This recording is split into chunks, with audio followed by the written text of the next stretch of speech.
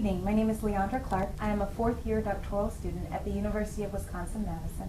I am at the Association of Black Psychologists 40th Annual Convention, and I have the honor of interviewing Dr. Linda James Meyer. Good evening, Dr. James Meyer. Good evening.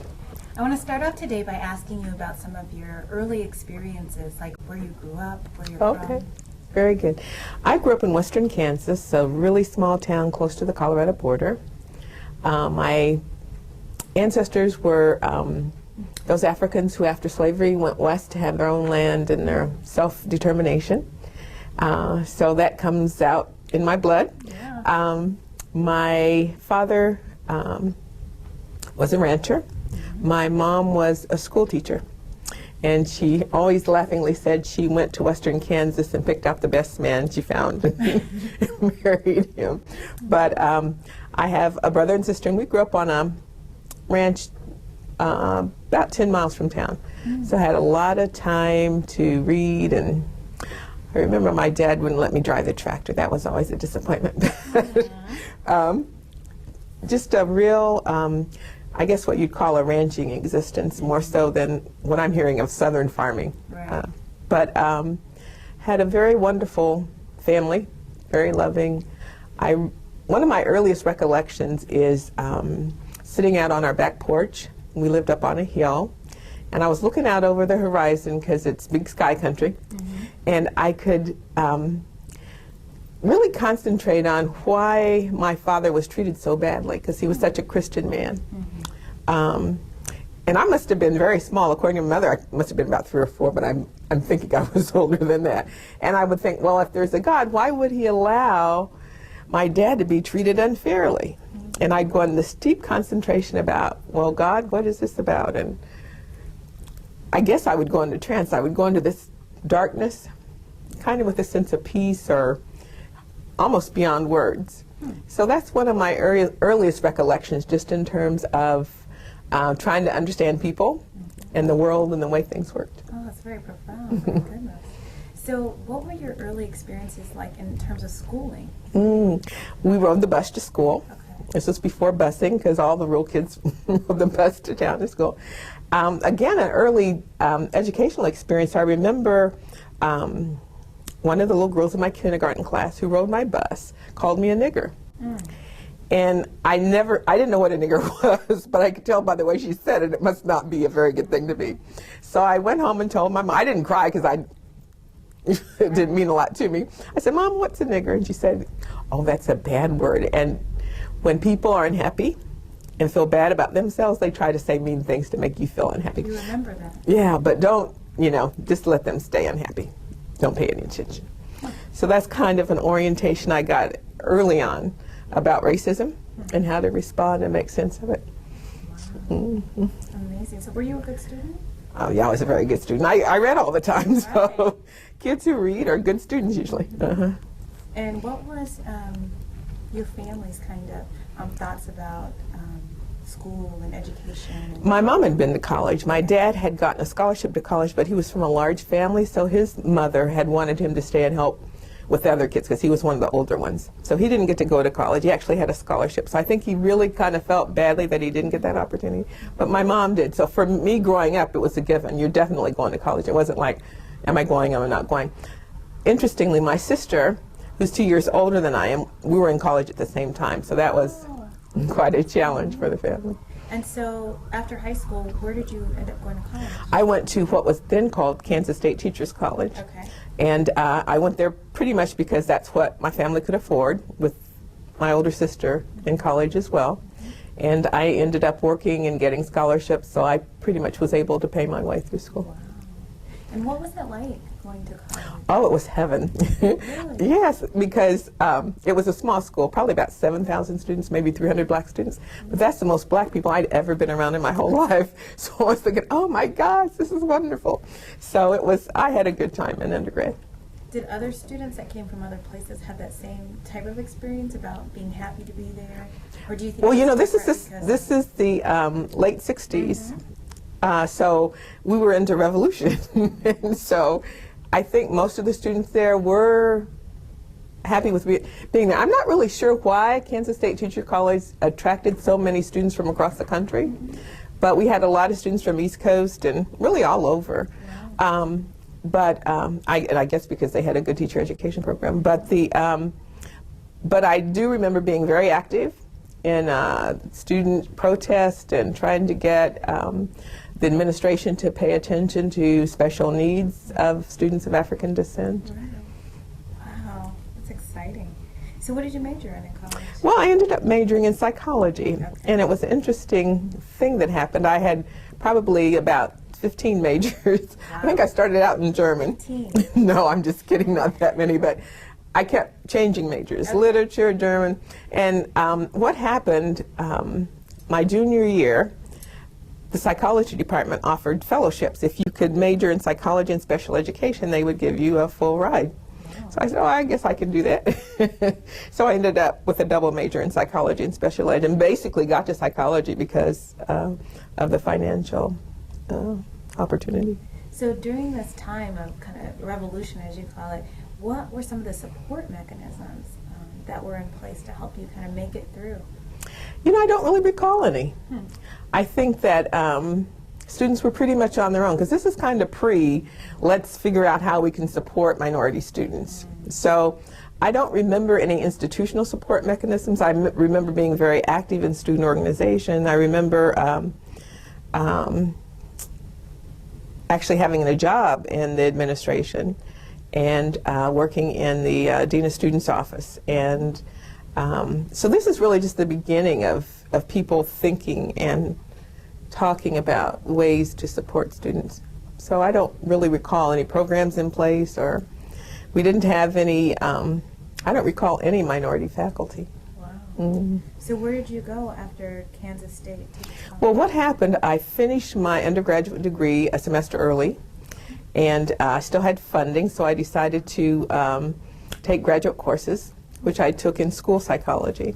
So with another year, I could stay and complete my master's in school psychology. After I did my internship in school psychology, I realized I really didn't want to be a school psychologist. You would do all this wonderful work preparing this program for the kids, and nobody did anything with it. So I remember so clearly being late August or early August. I'd already finished my master's, and I didn't have a job. And I went actually to the AB Psy convention. And there was the chairperson of the psychology department at the University of Nebraska, who was recruiting an instructor for their psychology department. So I took that position and discovered I really loved college teaching, and knew I needed a PhD to continue. Yeah. So I applied for graduate programs at Ohio State and University of Michigan. And I was accepted both places. I chose Ohio State because they offered me a better deal. I was able to develop the psychology curriculum for the African American Studies, then Black Studies department at Ohio State, and pursue my degree at the same time in clinical psychology. Wow. Right. And so you said that you went to your first AB Psy convention. How did you hear about AB Psy? I think it was the beginning of the student AB Psy. Student division? Yeah, student organization. So, Okay. yeah. And so you heard about it through the Black Student? Yes, BSPA is the Black Student Psychological Association, which is part of involved ABC. in that. Yeah. Okay, great. And tell me what it was like to go to your first convention. What I remember was, actually I don't remember much about it. I guess the thing that I remember most is about getting a job offer. Okay. So that was kind of what was on my mind at the time, and that was most salient for me. I don't remember much about the convention itself or presenters. I know, what is this? This would have been 71. So the organization had just started, and I remember Naeem Akbar was there, and was Naeem a student at that time? But I remember he was fully engaged in this Black Student Psychological Association. So what was it like to see so many different Black psychologists? Was that a really empowering experience for you? I really can't say that it was. At that point, I had a master's in school psychology. I had kind of a sense of psychology. I had my critique of psychology, and I was very aware that others at the convention also shared my critique. So it was rewarding and reinforcing in that kind of way. Yeah. Great.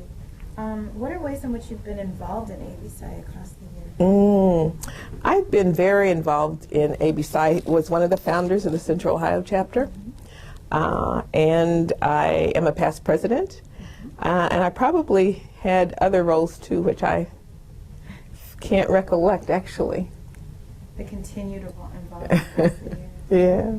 And we know that as you continued in your career, you've come up with theories and written books, and so I'd love to hear about optimal theory, how they came about, Okay. your work. Sure.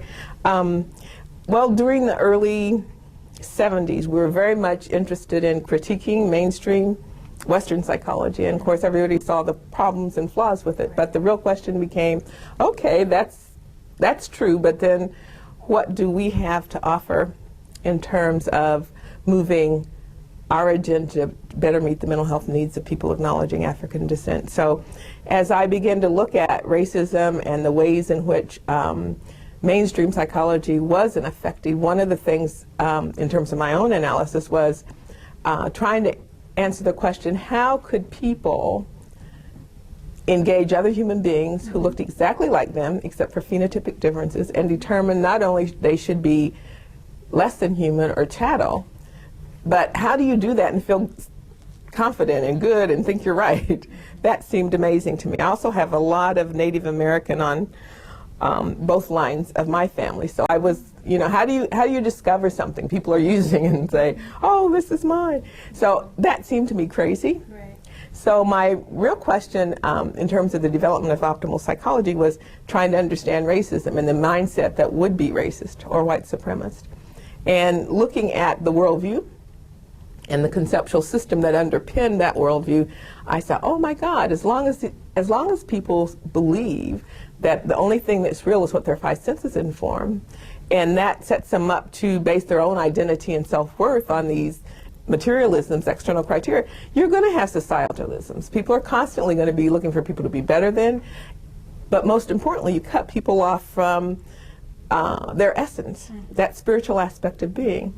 And I remember my colleagues seemed to think, well, that's just the nature of human nature. But I knew that wasn't true based on my own cultural background and ancestry.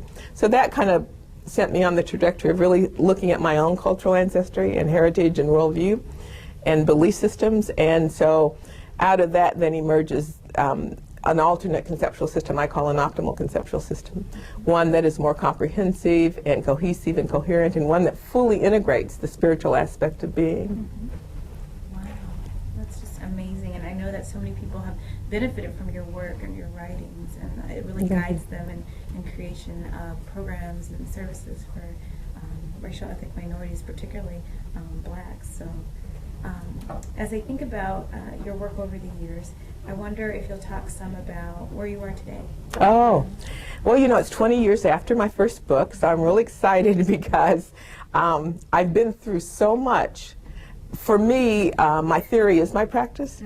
So, we can theorize optimal psychology, but it's from an African-centered perspective. If you're really going to be true to the integrity of the spiritual material unity, then it's not what I think, but it's also got to be what I know. And so I've had the opportunity over these past 20 years to really develop and refine the theory and gain experiential knowledge. I remember two of my ABSI buddies, when I first developed the theory, said, well, Linda, this is all well and good, but where's the dark side? Where's the shadow?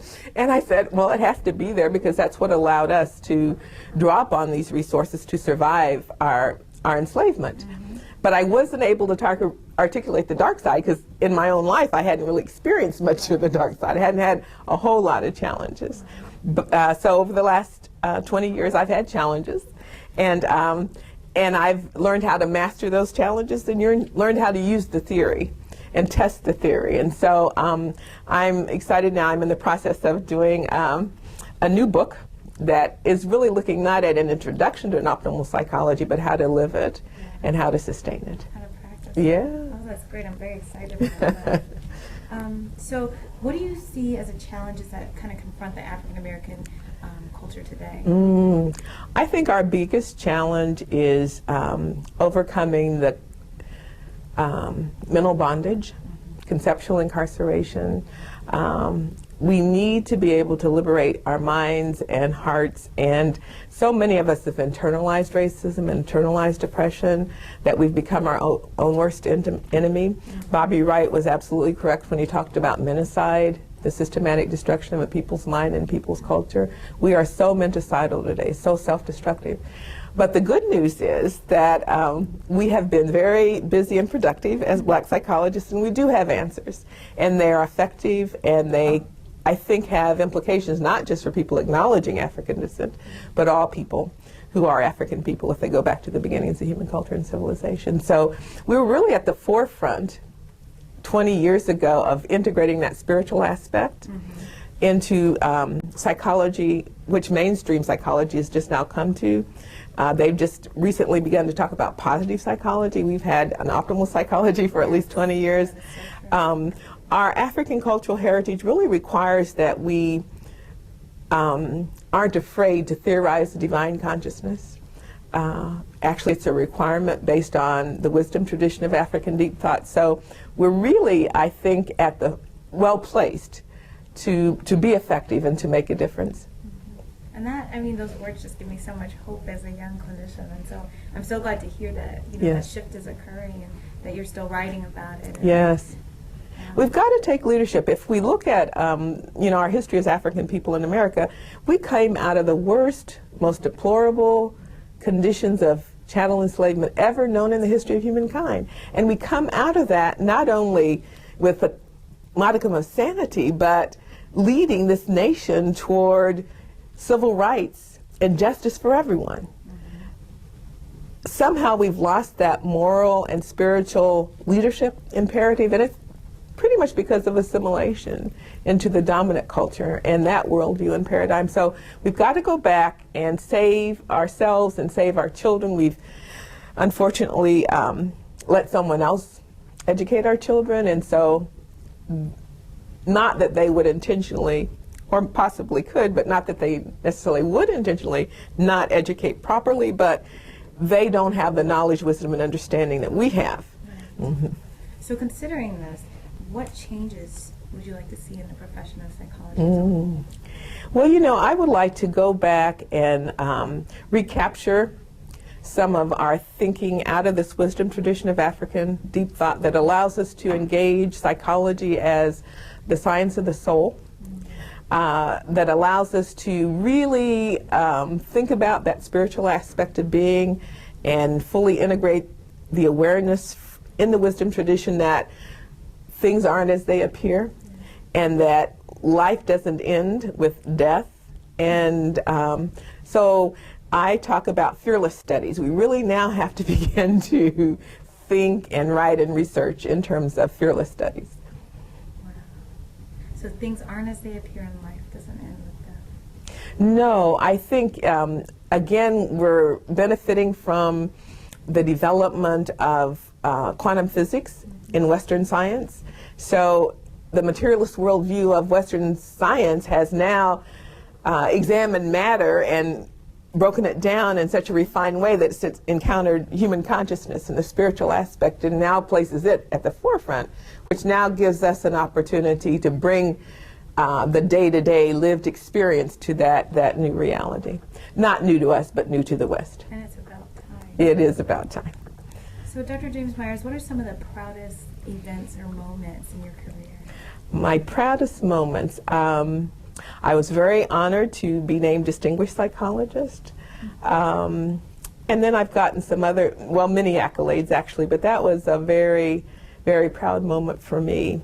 I guess the proudest moments for me, though, come from the people I meet on the street, so to speak, who say, "Oh, your book changed my life," or there was a sister in New York who actually wrote a song about optimal psychology and writing poetry about it. So it's those kinds of things that really are the most exciting to me. because then you know you're really getting in there. And Really so, Dr. James Myers, as you think about the professionals in the pipeline and the students that are coming out, what advice would you give to them as they prepare to work in the trenches?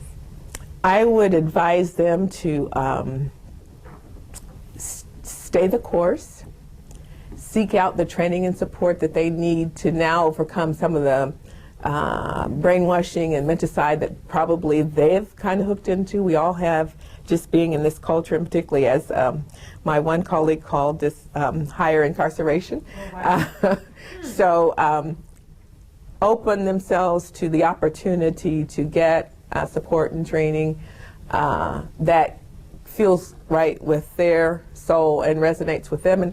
And consciously, I would like ABSI to develop a training program so that people can heal. We don't acknowledge, I think, clearly enough the fact that we live in a very toxic and unhealthy environment. And we all need then the opportunity for healing and to be made whole.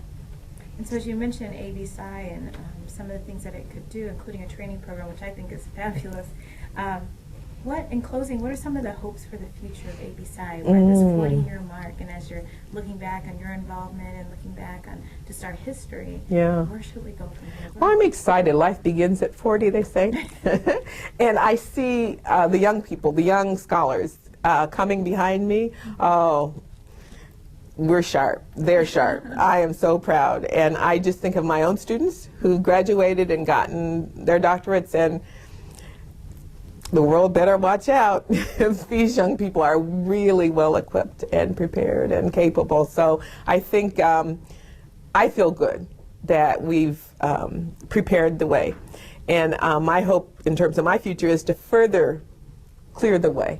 My whole intention in staying in Black psychology and African psychology is to create within the academy a space for this alternate worldview, and we've created that space now. And so just continuing to institutionalize and create opportunities for people to find their own voice and to be at the forefront of leading